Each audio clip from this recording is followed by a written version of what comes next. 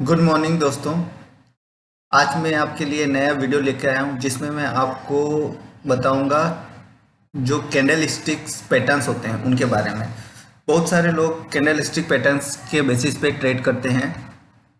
ये बहुत बार बहुत प्रॉफिटेबल ट्रेड भी होते हैं और कुछ समय और कुछ टाइम्स ये फेल भी हो जाते हैं। ये भी 100% फुल प्रूफ नहीं होते हैं, लेकिन मैं कुछ जो कैंडलस्टिक पैटर्न्स है जो बाई की तरफ बाई साइड होते हैं, लाइक बुलिश पैटर्न्स जिनको बोलते हैं, उनको मैं सिंप्लीफाइड तरीके से आपको इस वीडियो में समझाने वाला हूँ। जो कि इसमें मैं तीन पैटर्न्स को एक तरह से लाइक कंबाइन करके एक ही उसमें आपको एक ही स्टाइल में एक ही कंसेप्ट में आपको समझाना चाहता हूँ। ये है तीन कैंडलस्टिक पैटर्न्स जो हैं morning star pattern, hammer pattern और इन्वर्टेड हैमर पैटर्न। अब इनमें बेसिकली कंसेप्ट क्या होता है, इसमें एक डाउन ट्रेंड होता है आपको दिखेगा और एक कंसोलिडेशन फेज होता है और उसके बाद कंसोलिडेशन फेज से ब्रेकआउट होता है। ये एक कंप्लीट पैटर्न बनाता है। जो ये लास्ट वाली ग्रीन कैंडल है ये पैटर्न का कंप्लीट करती है। अगर ये नहीं बनता है तो ये कंटिन्यूअस आपका डाउन ट्रेंड कंटिन्यू हो सकता है। ये कैंडल बनना ज़रूरी है। लाइक आपने ये देखेंगे फर्स्ट रेड कैंडल है, second red candle, third red candle, फिर आप ये छोटी छोटी कैंडल्स देख रहे हैं। ये छोटी छोटी कैंडल्स क्या हैं? जो ये कैंडल हैं जिसमें नीचे की विंग्स ज़्यादा लंबी है और बॉडी छोटी है, इसको बोलते हैं हैमर कैंडल। जो ये दूसरी कैंडल है जिसमें नीचे बॉडी है और ऊपर विक्स है, इसको बोलते हैं इन्वर्टेड हैमर। और जो तीसरी कैंडल है जिसमें बॉडी एकदम छोटी सी है और ऊपर और नीचे विक्स है, इसको बोलते हैं डोजी कैंडल। और spinning top spinning bottom candle भी नियरली इसी के आसपास ही होती है, उसमें बॉडी थोड़ी सी बड़ी होती है। तो ये एक तरह का कंसोलिडेशन दिखाते हैं। अब इस पैटर्न में ये सिंगल स्मॉल जो इस तरह की जो कैंडल्स है, छोटी हैमर या डोजी या स्पिनिंग टॉप स्पिनिंग बॉटम, इसको बोलते हैं जो कि कंसोलिडेशन हो रहा है। ये एक कैंडल भी हो सकती है, दो कैंडल भी हो सकती है, तीन कैंडल भी हो सकती है और सीरीज ऑफ कैंडल्स भी हो सकती है। अब ये एक जो कैंडल्स है सीरीज ऑफ कैंडल जहाँ कंसोलिडेशन हो रहा है, यहाँ पे बहुत बार जब आप बोलिंजर बैंड का आप देखेंगे तो बोलिंजर बैंड में जो कंसोलिडेशन फेज आ जाता है वो भी इसको शो करता है। या यहाँ पे अगर कंसोलिडेशन नहीं हो रहा है और सिंगल कैंडल ही बनी और अगले दिन ही उसके हाई को एक ग्रीन कैंडल ने ब्रेक कर दिया, जैसे कि इनका जो तीनों का हाई है, ये हाई को मैंने इस लाइन से रेड लाइन से डिनोट किया है, और इनका लो जो ये लो है ये एक स्टॉप लॉस की तरह काम करेगा और जो ये हाई है ये हमारी एंट्री प्राइस होगी। अगर इस हाई को क्रॉस करता है, इस हाई को क्रॉस करता है जिस भी दिन, उस दिन हम बाइंग कर सकते हैं या इस हाई के आसपास की प्राइस पे हम बाई कर सकते हैं। हो सकता है ये ग्रीन कैंडल बनने के बाद अगले दिन थोड़ी रेड कैंडल बनाए या आके सपोर्ट लेने की कोशिश करे इस लाइन पे, तो उस समय हम बाई कर सकते हैं। जरूरी नहीं है इस फर्स्ट ग्रीन कैंडल पे ही हम बाई करें। और बहुत बार क्या होता है कि ये ग्रीन कैंडल के बाद कंसेक्यूटिव ग्रीन कैंडल बन के प्राइस काफ़ी हाई चली जाती है और हम इसमें बाय नहीं कर पाते हैं। तो ये है इसका सिंप्लीफाइड, एक down trend, consolidation and breakout from the consolidation. अब इसमें टारगेट प्राइस डिफाइन नहीं होता है। ये हमें अपने मैनुअली हमें या तो टारगेट हमें डिसाइड करना है कि हमें कितना परसेंट उस ट्रेड से प्रॉफिट लेना है, 10%, 20%, या हमें स्टॉप लॉस को ट्रायल करना पड़ता है। या फिर आप दूसरे किसी पैटर्न जो फिबोनाची रिट्रेसमेंट है या और कोई जो टेक्निकल एनालिसिस टूल्स हैं उससे इसके टारगेट्स आइडेंटिफाई कर सकते हैं। अब मैं आपको बताऊंगा कि ये पैटर्न्स तो मैंने बता दिए, लेकिन इन पैटर्न्स को हम ढूंढे कैसे? क्या हम हर चार्ट को देखें, हर स्टॉक के चार्ट को देखें, या फिर ऐसा कोई स्कैनर होता है जो हमें इस पैटर्न्स के बारे में बता सकता है? तो मैंने एक चार्टिंग डॉट कॉम पे एक स्कैन बनाया है जिससे हम ये पैटर्न्स इजीली आइडेंटिफाई कर सकते हैं।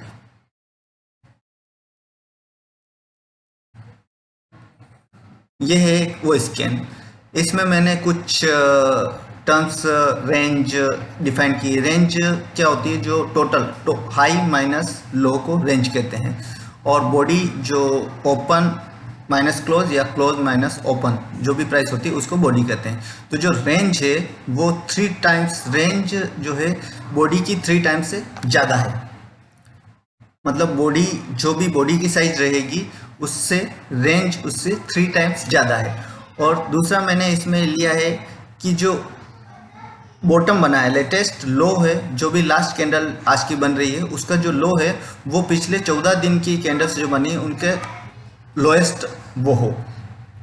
अब आप देखिए इसमें कौन से स्टॉक्स स्कैन होते हैं। अब आपको ये भी डिसाइड करना होगा कि आपको किस सेगमेंट में इसको ट्रेड करना है। लाइक आप कैश में कर रहे हैं, कैश में सारे स्टॉक्स आएंगे, 2000 स्टॉक्स, जो 2500 4000 स्टॉक्स हैं वो सारे स्टॉक्स आएंगे, उसमें से ये शॉर्ट लिस्ट करेगा। आप इसको फ्यूचर्स में 160 170 स्टॉक्स है उसमें से ये करेगा।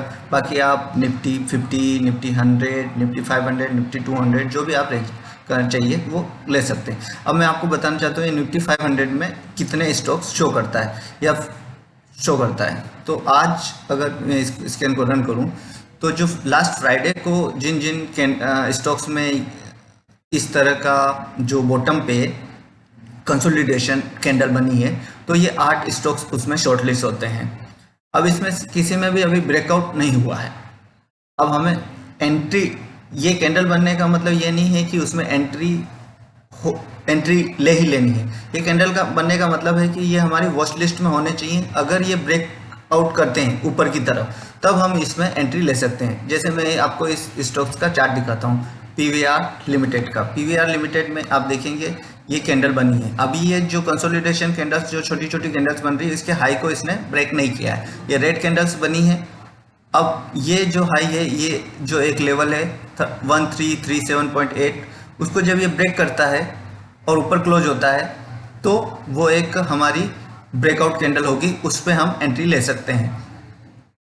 दूसरे स्टॉक्स जो इसमें शॉर्टलिस्ट हुए हैं, बेयर्स क्रॉप साइंस लिमिटेड, उसका मैं चार्ट आपको दिखाता हूँ। रेस कोर्सस लिमिटेड में भी ये देखिए ये छोटी कैंडल बनी है, लेकिन अभी ये सिंगल कैंडल बनी। हो सकता है कि कल इसके जो कैंडल बने वो इसके हाई को क्रॉस करे या ना करें। हो सकता है कि और ऐसी कंसोलिडेशन पे कैंडल बने या कंटिन्यूस या और अभी फॉल करे, क्योंकि ये अभी आप लॉन्ग टर्म प्रीवियस आप देखेंगे कि ये जून, इसमें जो जून के महीने में जो इसने लो बनाए थे उसके आसपास ये अभी आ चुका है। तो ये भी एक इसका सपोर्ट जोन हो सकता है। इसके बाद ये तुरंत भी ये ग्रीन कैंडल दिखा सकता है या एक आधा दिन और कंसोलिडेशन फेज में रहे और फिर ये ब्रेकआउट करे। और जैसे मैं आपको एक्साइड इंडस्ट्री लिमिटेड का दिखाता हूँ। एक्साइड इंडस्ट्री लिमिटेड में भी अभी कंटिन्यूस ये कंसोलिडेशन बना है। एक रेड कैंडल बनी, पहले भी इसके में ये हो चुका है कैंडल बनने के बाद, लेकिन वो फॉल्स रहा और ये शूटिंग स्टार कैंडल बना के ये वापस डाउन ट्रेंड में आ गया। अब आप यहाँ पे देखें वापस इसने एक छोटी सी डोजी कैंडल बनाई है जिसका लो पिछले रेड कैंडल से लो से नीचे है। अब हमें इसमें ब्रेकआउट का इंतज़ार करना पड़ेगा। ब्रेकआउट अगर होता है तभी हम एंट्री लेंगे, इसके अलावा हम एंट्री इसमें नहीं लेते। और जिस पी फाइजर लिमिटेड में भी ऐसा हुआ है। पी फाइजर लिमिटेड में ये देखिए परफेक्ट डोजी कैंडल बनी है रेड कैंडल्स के बाद। अब ये और नीचे जाता है या ये इसके जो हाई है उसको क्रॉस करके कल ऊपर की तरफ मूव करता है, उस पर डिपेंड करता है कि हमें इसमें एंट्री लेनी है नहीं लेनी है। तो आप इस तरह के स्कैन से आप ये पता कर सकते हैं कि इसमें क्या होता है। अब देखिए इसमें जो प्रीवियस हिस्ट्री भी ये बताता है। आप charting.com में अगर विजिट करते रहते हैं या आप स्कैन्स की यूज करते हैं तो ये इसकी हिस्ट्री, बैक टेस्ट हिस्ट्री भी बताता है। बैक टेस्ट हिस्ट्री में आप पहले के किसी भी दिन का, जैसे आप 16 अगस्त का या कल ही का मैं देखता हूँ 26 अगस्त का, तो उसमें ये सारे स्टॉक्स आए थे। हाँ मुझे याद है ये प्रिंस पाइप में ब्रेकआउट हुआ है आई थिंक, जिसमें कल 9% तक का रिटर्न था। ये देखिए ये कैंडल बनी है और इसके बाद इसने उसके हाई को तोड़ा और ये ऊपर की तरफ मूव हुआ है।